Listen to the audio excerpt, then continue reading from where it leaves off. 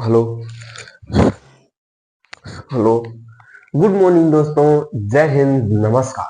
आप लोगों का हार्दिक स्वागत एवं अभिनंदन वंदन है आपके अपने YouTube channel double A academy. तो चलिए मेरे दोस्त, कक्षा 12 वाले छात्रों के लिए और कक्षा 10 वालों के लिए भी है, टाइप नहीं किया गया है। जो प्रश्न होता है सभी लोगों के काम आ जाता है। कक्षा 12वीं के लिए लिखा गया है लेकिन 10वीं के लिए लिखा नहीं गया है, तो 10वीं के लिए भी काम देगा। तो आप लोग देखेंगे क्या इसमें, तो आप लोगों को जानकर बड़ी खुशी होने वाली है मेरे दोस्त कि आप लोगों के समक्ष मैं प्रश्नों को हल कराने वाला हूं। और किसका प्रश्न रहेगा, तो हिंदी साहित्य का प्रश्न रहेगा। और यह किससे संबंधित रहेगा, गद्य और पद्य साहित्य से संबंधित बहुविकल्पीय प्रश्न। और कुल प्रश्नों की संख्या पता नहीं अब आपके हिस्से में कितनी आएगी, तो उसको देखेंगे कुल प्रश्न कितने रहेंगे। अब इसको हम लोग देखने का काम करते हैं, तो चलिए देख लेते हैं दोस्त। प्रश्न नंबर 1 क्या है? प्रश्न नंबर 1 क्या है? प्रश्न नंबर 1 कि परमाल रासो किसकी रचना है? अगर आपके पास जानकारी है तो तुरंत कमेंट में बताइए, परमाल रासो किसकी रचना है। अब देखिए मेरे दोस्त, आप लोगों के पास 20 ठो प्रश्न आता है बहुविकल्पी। कितना प्रश्न? 20 प्रश्न आएगा बहुविकल्पी। अब इन बहुविकल्पी प्रश्नों में आपको छांटने का तरीका बता रहा हूं कि कैसे आप लोग छांटेंगे। ठीक है, देखिए बहुविकल्पी प्रश्न आपके पास कितना रहेगा, तो आपके पास बहुविकल्पी प्रश्नों की संख्या कितना हो जाएगी? 20 हो जाएगी। अब इन 20 बहुविकल्पी प्रश्नों में आपको छांटने का तरीका आना चाहिए। देखिए कैसे छांटना है। यदि आपको आ रहा है तब तो अच्छी बात है, यदि आ रहा है तब बहुत अच्छी बात है और तुरंत लिख दीजिए। ठीक है। अब चंद परमाल रासों के रचनाकार है, परमाल रासों के रचनाकार कौन है? जगनीक। यदि आपको पता है कि जगनीक है तो तुरंत मार दीजिए, अगर नहीं है तो छांटने का काम करिए। कैसे? सारंगधर हो नहीं सकते हैं। चंद बरदाई की रचना पृथ्वी राज रासो है। चंद बरदाई की रचना क्या है? तो इनकी रचना है पृथ्वी राज रासो। इनकी रचना क्या है मेरे दोस्तों? इनकी रचना है पृथ्वी राज रासो। नरपति नाल हो नहीं सकते हैं, तो बचे कौन? जगनीक बचे। ऐसे भी सॉल्व कर सकते हैं या ऐसे भी हल करने का काम आप क्या कर सकते हैं? कर सकते हैं। ठीक है, चलिए आगे देखते हैं। अगला अगला आपके पास क्या आने वाला है प्रश्न? आदिकाल का एक अन्य नाम क्या है? आदिकाल का एक अन्य नाम क्या है? तो अब इसको हमको क्या करना है? मान लीजिए कि आपको नहीं पता है, आपको नहीं पता है तो करना क्या है? छांटिए। कैसे छांटिए? भक्ति काल हो नहीं सकता है, श्रृंगार काल हो नहीं सकता है। भक्ति काल और श्रृंगार काल दो ठो कट गया। स्वर्ण युग और सिद्ध सामंत काल में थोड़ा सा दिक्कत है, तो स्वर्ण युग आपको भक्ति युग को ही, अरे हाँ, भक्ति काल को ही कहा जाता है। स्वर्ण युग किसको कहा जाता है? भक्ति काल को। बचा कौन? सिद्ध सामंत काल। इसका सही आंसर कौन हो जाएगा? सिद्ध सामंत काल हो जाएगा। ठीक है, चलिए आगे देखते हैं दोस्त। आलखंड का दूसरा नाम क्या है? आलखंड का दूसरा नाम क्या है? आलखंड का दूसरा नाम क्या है? तो आलखंड का दूसरा नाम मेरे दोस्तों आपके समक्ष क्या मिलेगा?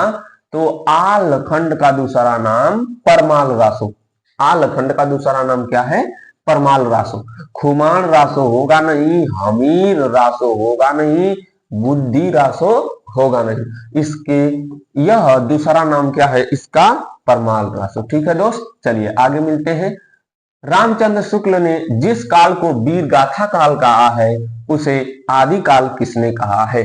तो चलिए, बहुत अच्छा प्रश्न हमारे टाइपिस्ट ने टाइप किया है, आप लोगों का दिमाग घूम जाएगा। यह प्रश्न क्या कह रहा है मेरे दोस्त कि रामचंद्र शुक्ल ने, ठीक है, रामचंद्र शुक्ल ने जिस काल को वीरगाथा काल कहा है उसे आदि काल किसने कहा है?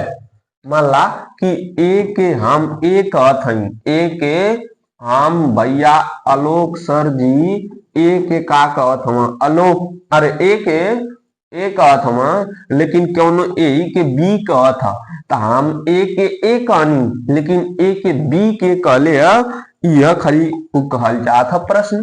तो रामचंद्र शुक्ल ने जिस काल को वीरगाथा काल कहा है उसे आदि काल किसने कहा है, बस इतना आपको चाहिए।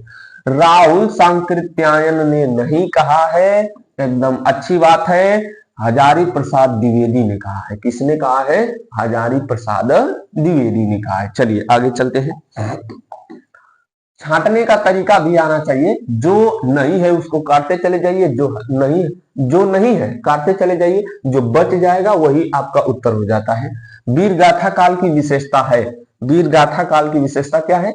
नारी का रूप सौंदर्य चित्रण नहीं है, नारी का रूप सौंदर्य चित्रण वीरगाथा काल में नहीं है। प्रकृति का चित्रण यह भी नहीं है। युद्धों का सजीव चित्रण यही सही, युद्धों का सजीव चित्रण यही सही है। मुक्तक काव्य रचना यह भी नहीं सही है, क्योंकि यह आपकी रीतिबद्ध और रीति मुक्त से संबंध हो जाता है। यह आपका किस युग से संबंध हो जाएगा?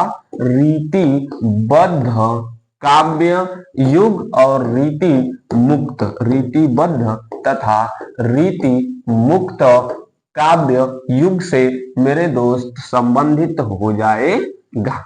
ठीक है, आगे चलते हैं। इसमें सही कौन सा था आपको पता चल गया। चंदबरदाई की रचना है। अगला प्रश्न क्या है कि चंदबरदाई की रचना है। चंदबरदाई की रचना कौन है? तो चंदबरदाई की रचना खुमाण रासो, पृथ्वीराज रासो, राउल वेल, जयमयंक जयचंद्रिका। बताइए, आपके समक्ष प्रश्न प्रस्तुत है, इसका उत्तर बताइए। चंदबरदाई किसकी रचना है, या चंदबरदाई की रचनाकार है, या चंदबरदाई की रचना है? चलिए, चंदबरदाई की रचना कौन सी है?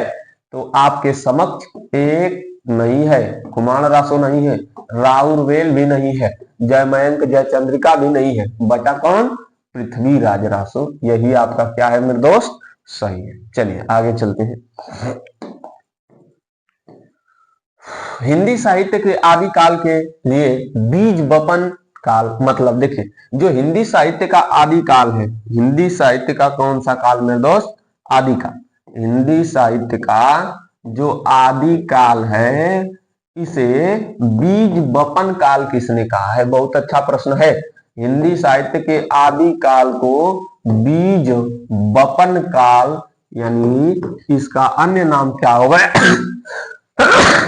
इसका अन्य नाम क्या हो गया? बीज बपन काल। और इसे बीज बपन काल किसने कहा है? बस यही इस प्रश्न में पूछा गया है। ठीक है, चलिए देखते हैं बीज बपन काल किसने कहा है। हिंदी साहित्य के आदि काल के लिए बीज बपन काल नाम किसने दिया है? बीज बपन काल किसने नाम दिया है? तो यह प्रश्न नंबर 7, प्रश्न नंबर 7 का ऑप्शन क्या सही होगा? तो काटने का तरीका सीखिए। राम कुमार वर्मा ने नहीं कहा है, डॉक्टर मोहन अवस्थी ने भी नहीं कहा है, रामचंद्र शुक्ल ने भी नहीं कहा है। ये लोग अलग अलग नाम दिए हैं, तो बच गए कौन? आचार्य महावीर प्रसाद द्विवेदी। और आचार्य महावीर प्रसाद द्विवेदी क्या हो जाएंगे? यही सही हो जाएंगे। चलिए आगे चलते हैं। हिंदी का प्रथम कवि माना जाता है, मानने की बात है, एकदम सही नहीं है। देखिए, हिंदी का प्रथम कवि माना जाता है। हिंदी का प्रथम कवि किसे माना जाता है? तो मेरे दोस्त, इन प्रश्नों के बारे में बहुत मतभेद है, परंतु राहुल सांकृत्यायन सरहापा को मानते हैं। किसको मानते हैं? सरहापा। हिंदी साहित्य का प्रथम कवि या हिंदी का प्रथम कवि, बहुत इसके विषय में मतभेद है, परंतु इसके विषय में मतभेद होने के कारण भी राहुल सांकृत्यायन ने सरहापा को माना है। चलिए आगे चलते हैं। अगला प्रश्न, हिंदी साहित्य के आदि काल के लिए सिद्ध सामंत काल किसने कहा है?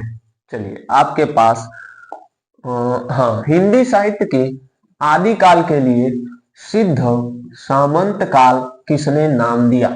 सिद्ध सामंत काल किसने नाम दिया है? तो देख लेते हैं। राहुल सांकृत्यायन ने नहीं कहा, रामचंद्र शुक्ल ने नहीं कहा, तो यहां पर बात फंस गई। बंदे ने हमको भी फंसा दिया। अगर यहां पर ग्रियर्सन होता, अगर यहां पर ग्रियर्सन होता तब नहीं सर, सॉरी सॉरी सॉरी, इसका राहुल सांकृत्यायन सही होगा, ये नहीं सही होगा, ये नहीं सही होगा। अभी आगे मिलेंगे। दो लोगों का दो लोग एक ही नाम दे दिए हैं, वो हमें समझ गया।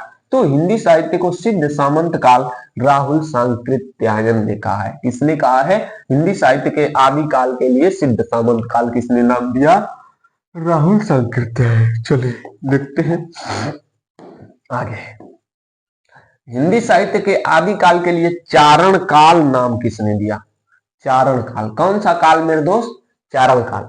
अब चारण काल किसने नाम दिया है? अब इसको देखने का काम करते हैं कि चारण काल किसने कहा है ना।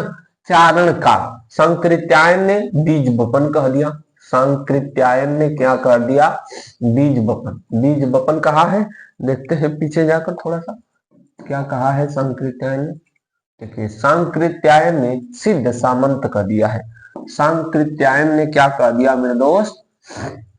हाँ, हिंदी साहित्य के आदि काल को इन्होंने क्या कह दिया? सिद्ध सामंत काल। सिद्ध सामंत काल हो गया, यह कह दिया सिद्ध सामंत काल। रामचंद्र शुक्ल अभी मिलेंगे आगे। राम कुमार वर्मा ने कहा है, यह भी सही है। ग्रियर्सन ने कहा है, दोनों सही है। हिंदी साहित्य के आदि काल को चारण काल किसने कहा है? तो डॉक्टर राम कुमार वर्मा ने भी कहा है और जॉर्ज ग्रियर्सन, इन्हीं को कहा जाता है डॉक्टर ग्रियर्सन। ठीक है, आगे चलते हैं। इसका दोनों सही है। और हाँ, ऑप्शन में यदि दोनों आ जाए तो कहीं पर ए प्लस बी दोनों आएगा मेरे दोस्त, इसमें थोड़ा सा गलती हो गई है। आगे प्रश्न देखने का काम करते हैं। अगला प्रश्न क्या हो जाएगा? खुमान रासों के रचयिता हैं। खुमान रासों के रचयिता हैं, बताइए। प्रश्न नंबर 11। प्रश्न नंबर 11, खुमान रासों के रचयिता हैं। तो नरपति नाल नहीं होंगे, चंद्रबरदाई नहीं होंगे, जगनीक भी नहीं होंगे। बचा क्या? दलपाचे विजय नहीं है। थोड़ा सा टाइपिंग में मिस्टेक है मेरे दोस्त। इसका उत्तर होगा दलपति विजय। इसका उत्तर क्या होगा? दलपति विजय। ठीक है, दलपति विजय इसका ऑप्शन यानी विकल्प सही है। ठीक है, ऑप्शन ए भी सही है, दलपति विजय होना चाहिए बस। चलिए आगे देखते हैं दोस्त। क्या पृथ्वीराज रासों का रचना काल है? पृथ्वीराज रासों का रचना काल है। भक्ति काल होगा नहीं, क्योंकि यहाँ पर भक्ति भावना से संबंधित रचनाएं सूर, कबीर, मीरा ये लोग आ गए। रीति काल होगा नहीं, रीति काल में आ गए बिहारी भूषण, गणानंद, माधव लोग। फिर इसके पश्चात आधुनिक काल होगा नहीं, आधुनिक काल में दिनकर उनकर लोग आ जाते हैं और वहीं से शुरू होती है आपकी छायावादी रचना भी। बचा कौन? वीर गाथा काल। वीर गाथा काल में पृथ्वीराज रासो ग्रंथ लिखा गया था। आगे चलते हैं। अगला प्रश्न आपको क्या मिलेगा? कबीर का संबंध किससे है? बहुत अच्छा प्रश्न है, सभी लोग बताइए। कबीर का संबंध किससे है? तो इसको आप लोग बताएंगे। हमको मालूम है लेकिन मैं नहीं बताऊंगा। घमंड की बात नहीं है मेरे दोस्त, कुछ आप भी काम करिए कि मैं ही सब करके दूंगा तो आप बस खाने के लिए बैठे रहेंगे। कबीर का संबंध किससे है? चलिए इनमें से कोई नहीं, ए बी सी डी। चलिए देखते हैं। अब देखिए सगुण भक्ति शाखा। सगुण भक्ति शाखा, सगुण भक्ति शाखा का मतलब कि जो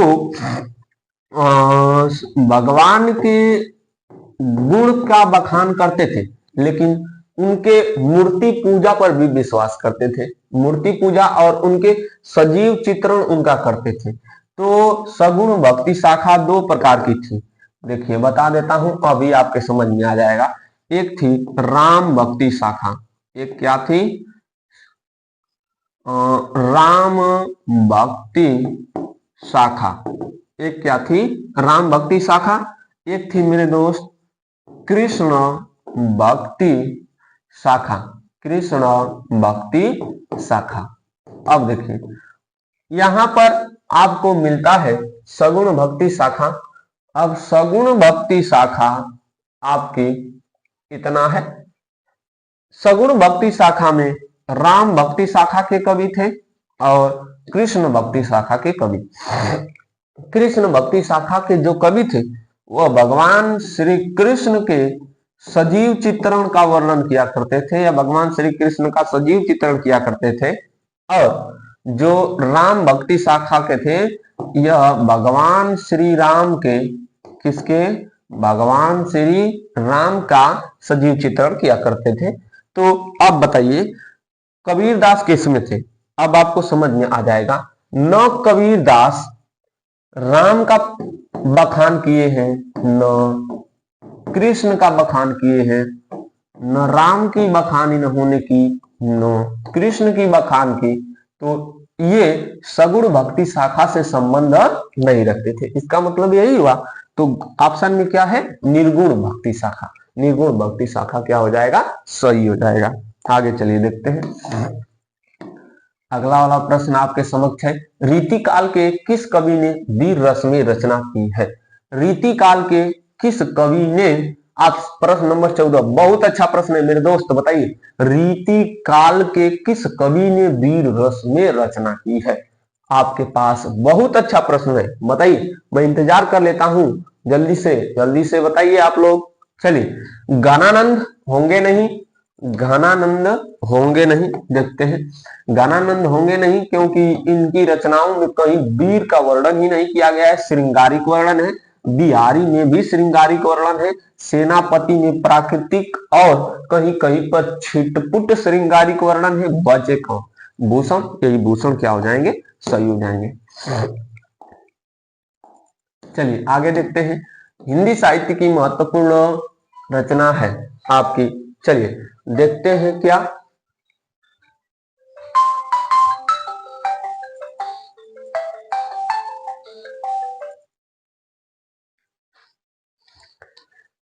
चलिए रामधारी सिंह दिनकर को ज्ञानपीठ पुरस्कार किस रचना पर प्राप्त हुआ? रामधारी सिंह दिनकर को कौन सा पुरस्कार? ज्ञानपीठ पुरस्कार। कौन सा पुरस्कार मेरे दोस्त? ज्ञानपीठ पुरस्कार किस रचना पर प्राप्त हुआ? चलिए देख लेते हैं।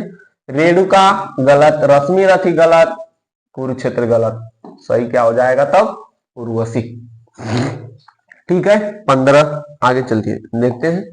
16 रचना में आएगा प्रश्न क्या है? 16 में क्या आ जाएगा?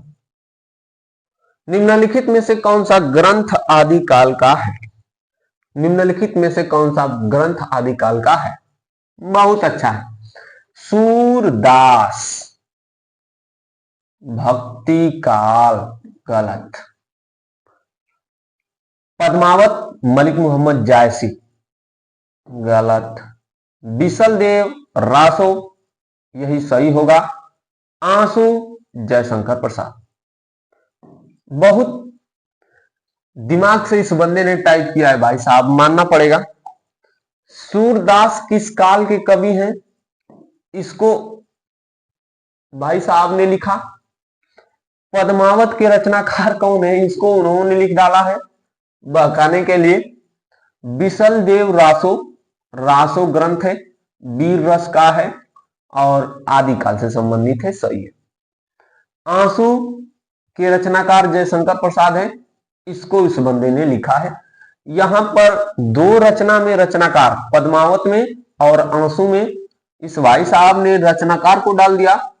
सूरदास किस काल के कवि हैं? इसको इस भाई साहब ने डाला और बिसल देवरासो को ज्यों का त्यों छोड़ा और ऑप्शन इसका बिसल देवरासो ही क्या हो गया? सही हो गया। चलिए ऑप्शन हो गया 16। प्रश्न नंबर 16 17वां देखते हैं।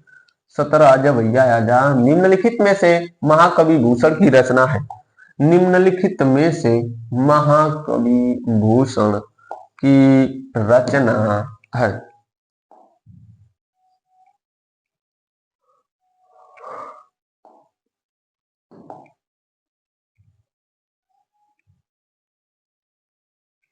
निम्नलिखित में से महाकवि भूषण की रचना है? रेणुका, जयशंकर प्रसाद, नहीं, दिनकर,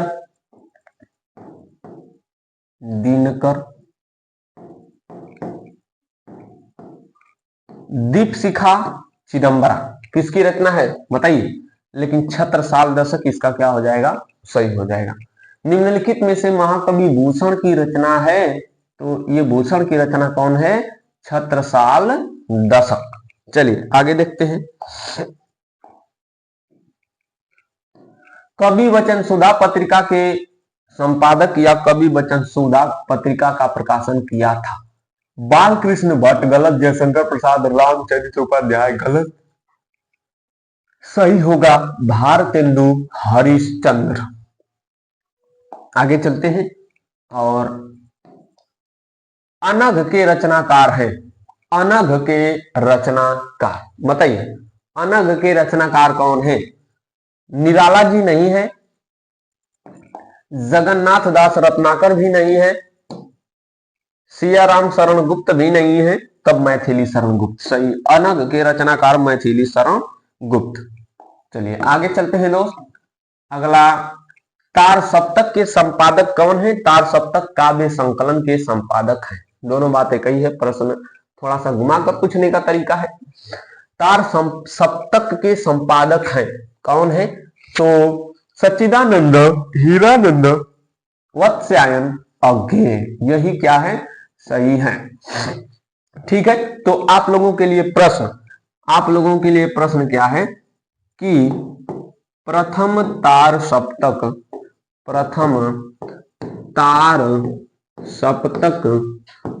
किस वर्ष प्रकाशित हुआ? किस वर्ष प्रकाशित हुआ? प्रथम तार सप्तक किस वर्ष प्रकाशित हुआ? आप लोगों के लिए प्रश्न है। तो मेरे दोस्त, आपका पूरा प्रश्न क्या हुआ? समाप्त हुआ। तो आज के लिए बस इतना ही। मिलेंगे अगले दिन अगली कक्षा में।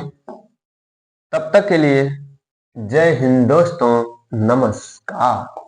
ठीक है, तो चलिए मेरे दोस्त, मिलते हैं अगले दिन अगले एपिसोड में। फिर प्रश्नों को लेकर आऊंगा। जय हिंद दोस्तों, नमस्कार।